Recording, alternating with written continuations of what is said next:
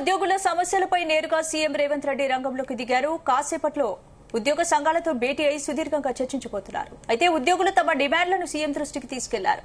ఈ భేటీలో సమస్యలపై క్లారిటీ వచ్చే అవకాశం ఉందని తెలుస్తోంది.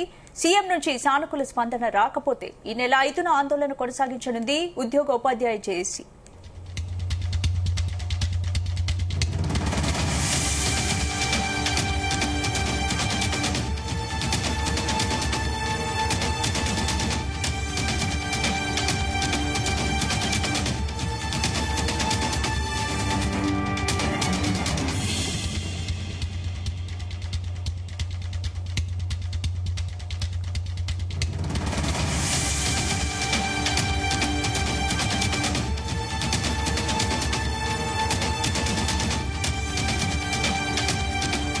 ఉద్యోగుల సమస్యలపై నేరుగా సీఎం రేవంత్ రెడ్డి రంగంలోకి దిగారు. కాసేపటి క్రితమే ఉద్యోగ సంఘాలతో భేటీ అయ్యి సుదీర్ఘంగా చర్చిస్తున్నారు.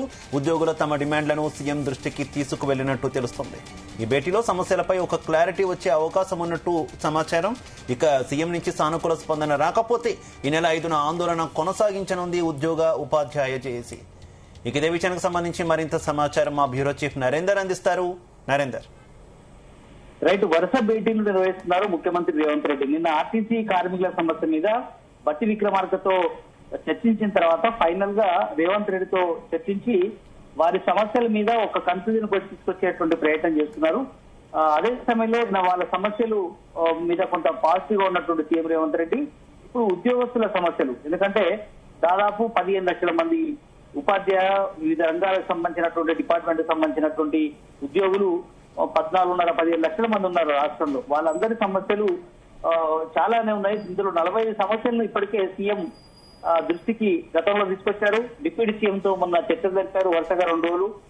దాని మీద కొంత క్లారిటీ వచ్చినప్పటికీ కూడా ఈ రోజు సీఎంతో చర్చించిన తర్వాత మేము భవిష్యత్తు కార్యాచరణను నిర్ణయించుకుంటామన్నటువంటి వాళ్ళు డిమాండ్ చేసిన నేపథ్యంలో మొన్న సీఎంతో ఫోన్ లో మాట్లాడించారు. ఇవాళ వాళ్ళకి టైం ఇచ్చారు. అందులో భాగంగానే దాదాపు అరగంట కావస్తుంది ముఖ్యమంత్రితో సమావేశమయ్యారు ఉపాధ్యాయ ఉద్యోగ సంఘాలకు సంబంధించినటువంటి నేతలందరూ. ఇందులో సూత్రప్రాయంగా అయితే కొన్నిటికి ఇప్పటికే హామీ ఇచ్చారు, మరికొన్నిటిని త్వరితగతిన చేద్దాం.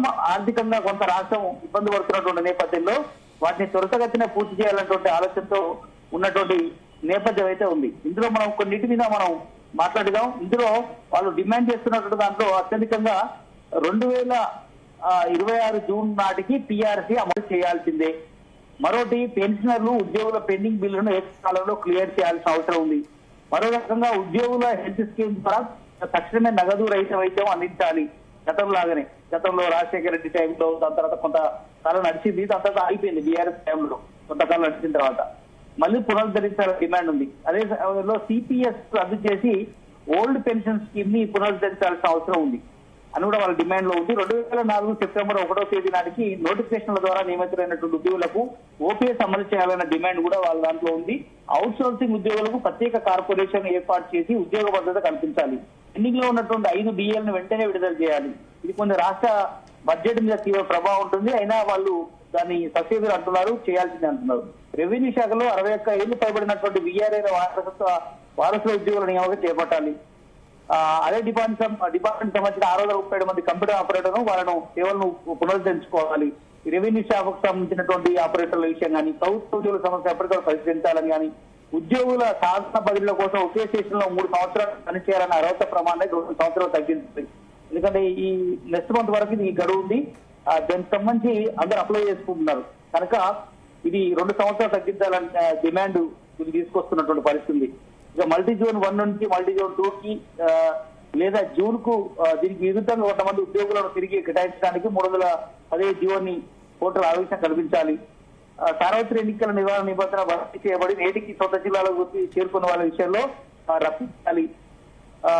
సిఆర్పిసి సెక్షన్ 197 కింద ఇప్పుడు ఉన్నటువంటి బిఎన్ఎస్ సెక్షన్ 218 ఇచ్చినటువంటి డిమాండ్ల మీద కొంత ఆలోచించాలి.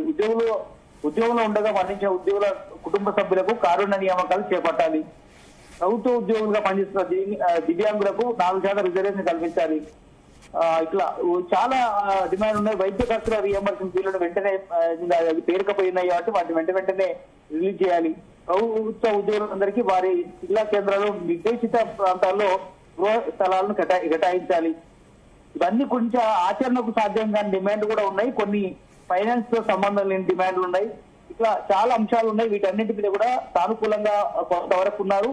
వీళ్ళు కనుక ప్రభుత్వం చేయకపోతే మేము త్వరలోనే అవసరమైతే స్ట్రైక్ లోకి వెళ్తామన్న డిమాండ్ గతంలో తీసుకొచ్చారు.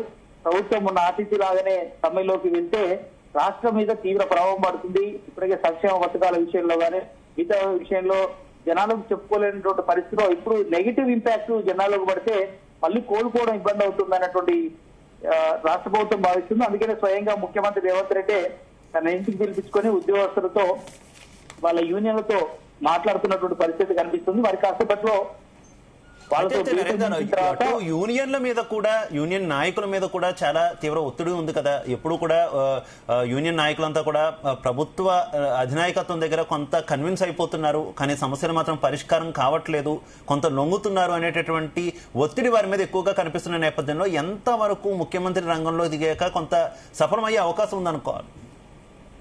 ఖచ్చితంగా సఫలం చేయాలనేటువంటి ఆలోచనతోనే రాష్ట్ర ప్రభుత్వం ముందుకెళ్తుంది. మొన్న బట్టి విక్రమార్కతో డిప్యూటీ సీఎంతో చర్చించిన సమయంలో కూడా 20% డిమాండ్లను సానుకూలంగా ఉన్నామని చెప్పారు. అప్పుడు ఫోన్ లో కూడా సీఎంతో మాట్లాడించిన తర్వాత వాళ్ళు కొంత సాంత్వనకు గురయ్యారు. అందుకనే మాకు నిర్దిష్టంగా ఈ పిఆర్ఎస్ ఇస్తారు, మిగతా డిమాండ్ ఎప్పటి వరకు వస్తుంది, ఐఆర్ ఎప్పుడు ఇస్తారు, డిఏలు పెండింగ్ ఉన్నాయి ఎప్పుడు ఇస్తారు, వీటన్నిటి మీద ఒక మాకు టైం టేబుల్ లాగా ఇవ్వాలి అన్నటువంటి డిమాండ్. వీటన్నిటి మీద సీఎంఏ మాట్లాడతారని మన బట్టి విక్రమార్క చెప్పిన నేపథ్యంలో సెక్రటరియట్ లో ఈ రోజు టైం ఫిక్స్ చేశారు. అందుకనే సీఎం టైం తీసుకొని 1-2 గంటలైనా మీకు కేటాయిస్తాను, మొత్తం అంశాల మీద మాట్లాడదామన్న తర్వాతనే ఇచ్చారు. అయితే మొన్న ఆర్టీసీ కూడా కొంత ఆచరణకు సాధ్యం కానీ వీటిలో కూడా కొంత ఒప్పుకున్నారు. ఒక పక్క శంకర్ గౌడ్ మృతి చెందిన నేపథ్యంలో ఆర్టీసీ అంటే ప్రజా రవాణాకు సంబంధించినటువంటి ఇంపాక్ట్ ఉంటుందనే ఉద్దేశంతో కొంత సానుకూలంగా స్పందించారు. అందులో కూడా కొన్ని తీర్చే పరిస్థితులు ఉన్నాయి, కొన్ని ఇంకో 6 నెలల సంవత్సరంలో తీర్చేది కూడా ఉన్నాయి. అలానే ఇప్పుడు వీళ్ళ విషయంలో కూడా కొంత ఫైనాన్షియల్ సంబంధం లేని వాటిని వెంటనే ఒప్పుకోవాలనేటువంటి భావనలో ఉంది.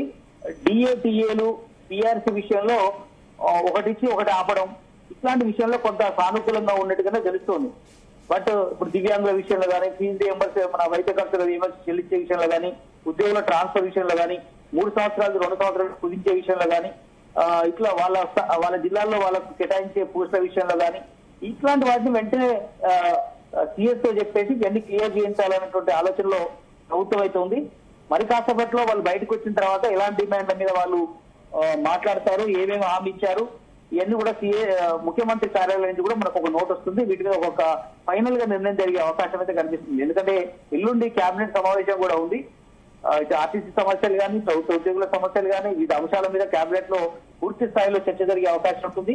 కనుక ప్రభుత్వం కూడా ఒప్పుకుంటే మాత్రం ఆ కేబినెట్ సమావేశంలో ఫైనల్ గా ముఖ్యమంత్రి కూడా కొన్నిసార్లు ఒంటరిగా నిర్ణయం తీసుకోవడానికి ఉండదు. మంత్రి మండలిలో అందరి మంత్రుల అభిప్రాయం తీసుకున్న తర్వాత ఫైనల్ గా కేబినెట్ నిర్ణయం తీసుకున్న తర్వాత జీవోగా రిలీజ్ చేస్తారు. ఎప్పటి వరకు ఇస్తామని కూడా చెప్పే అవకాశం ఉంటుంది. కనుక ఎల్లుండికి స్పష్టమైనటువంటి క్లారిటీ వచ్చే అవకాశం ఈ రోజు కొంతవరకు ఆయన హామీ ఇచ్చే అవకాశం అయితే కనిపిస్తుంది. Right, okay, thank you.